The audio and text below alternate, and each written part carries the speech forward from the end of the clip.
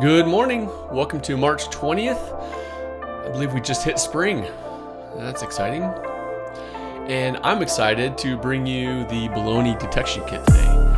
This is something I've talked a couple times about in some lectures and is one of my favorite things that Carl Sagan has put together for our use.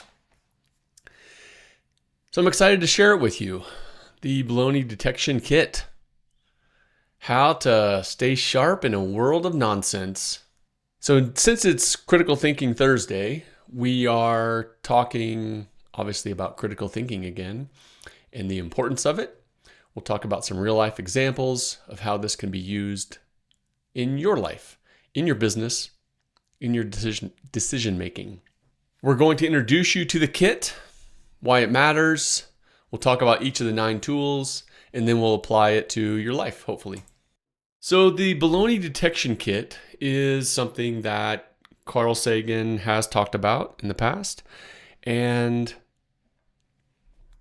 can be a critical tool in helping us to make better decisions, have better conversations, and lead better lives.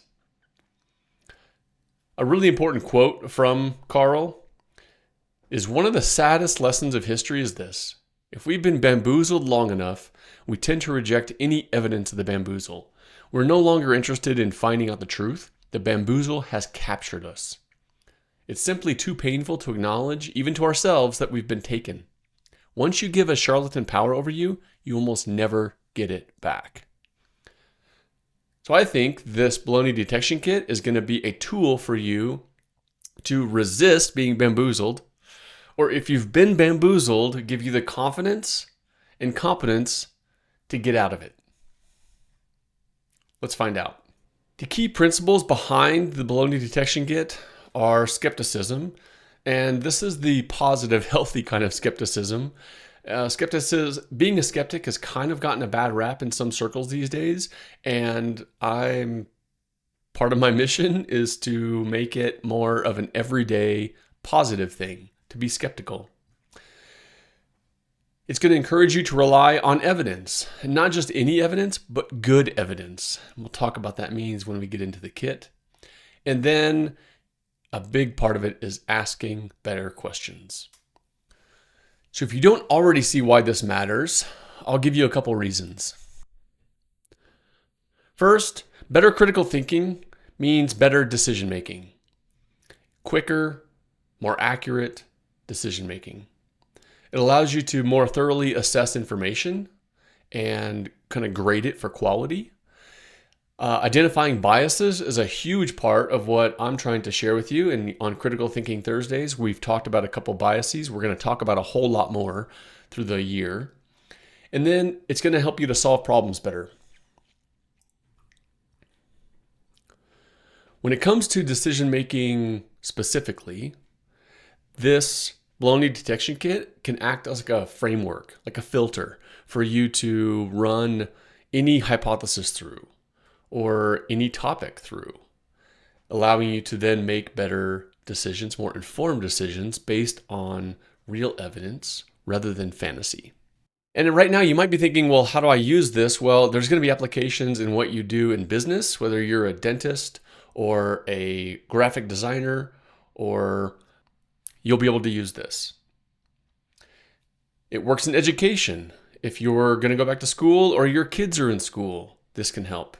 And finally, in your personal life decisions, whether it's working on a mortgage, buying a car, or trying to figure out who you want to vote for, this can apply.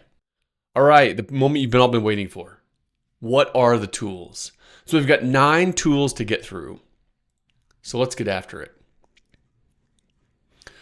All right, whenever possible, you must get independent confirmation of the facts.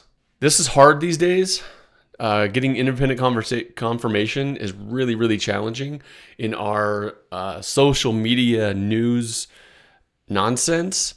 I think this is one of the hardest things that I face on a daily basis is reading something that somebody shares and trying to figure out if what has been shared is from an independent source or a very biased source, one direction or the other.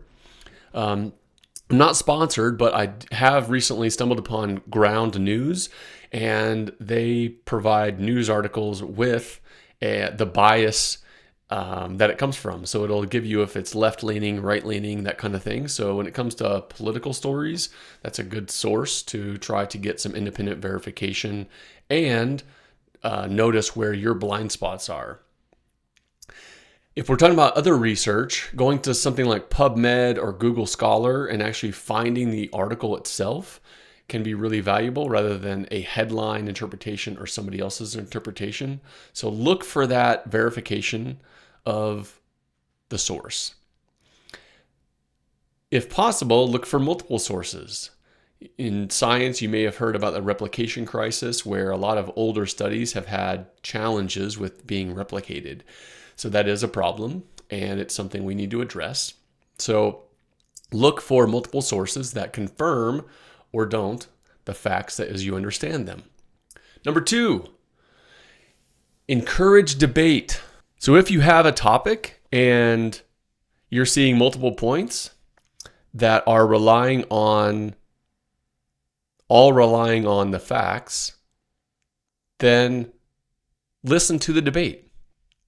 Encourage thoughtful exploration or interpretation of what is being shared.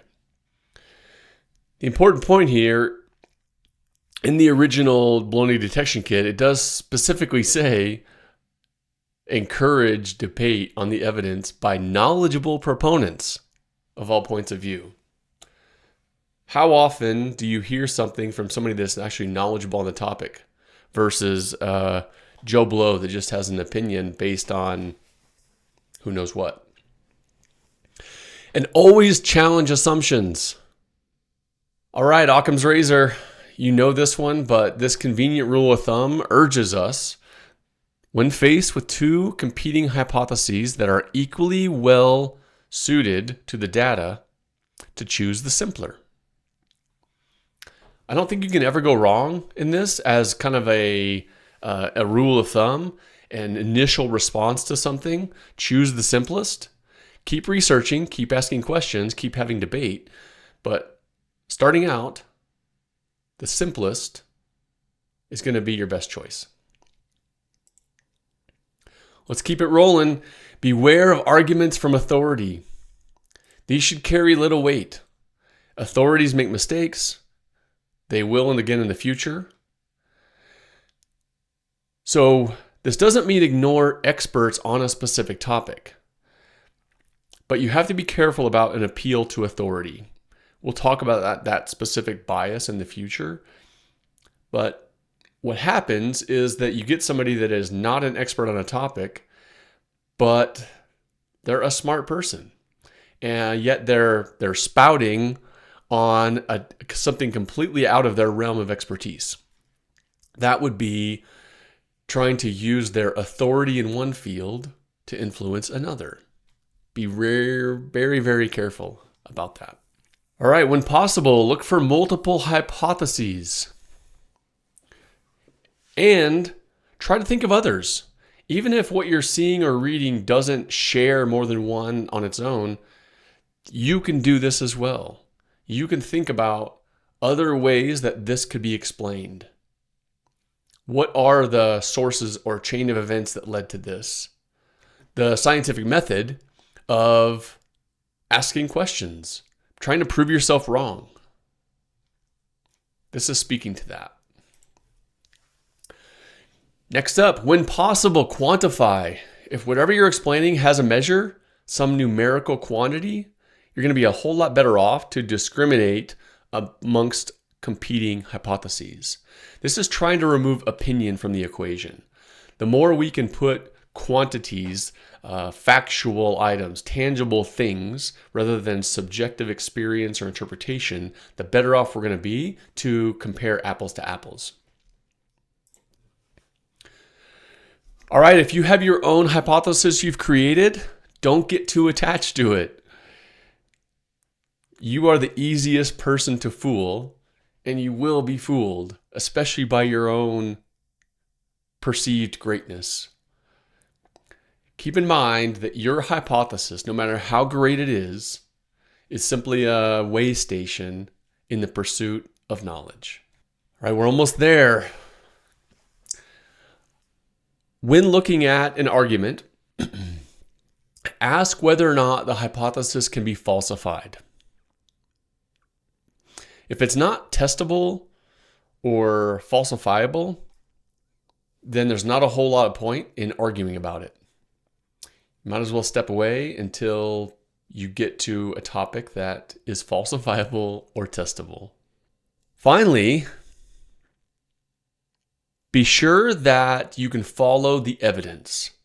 If there is a chain of argument, multiple links that are taking you from proposition to conclusion, then every link in the chain must work. Not just some of them, not most of them, all of them. If there's a break in that evidence, in that chain, then you can stop there. So what do you think? Can you use this in your life? Hopefully you're saying yes. As I said earlier, the biggest place right now is in media. It is crazy how difficult it is to find accurate information in our news cycles these days. But that doesn't mean that you can't apply these new skills. Scrutinize the sources. Next time you hear a wild claim, whether it's about a miracle diet, a financial hack, a life hack, some secret sauce that you don't know about, run it through this Baloney Detection Kit. This is especially true if you're a dentist or a healthcare practitioner. There is a lot of nonsense out there. If somebody's trying to sell you a homeopathic solution, run away, or don't run away. Run it through the Baloney Detection Kit. I think you'll quickly see there's a few problems. Apply that to any other topic. See how it goes. All right, and finally, making better personal decisions. We talked about this being something for your own personal decision making. And I hope that you now see that if not all 9, at least some of them can be applied on a daily basis for your personal decision making. All right, that's it for today. I hope you found that the tools here will help you to combat misinformation, enable you to make better decisions, start your path to becoming a critical thinking pro. As always, keep questioning, creating, and inspiring. I'll see you tomorrow.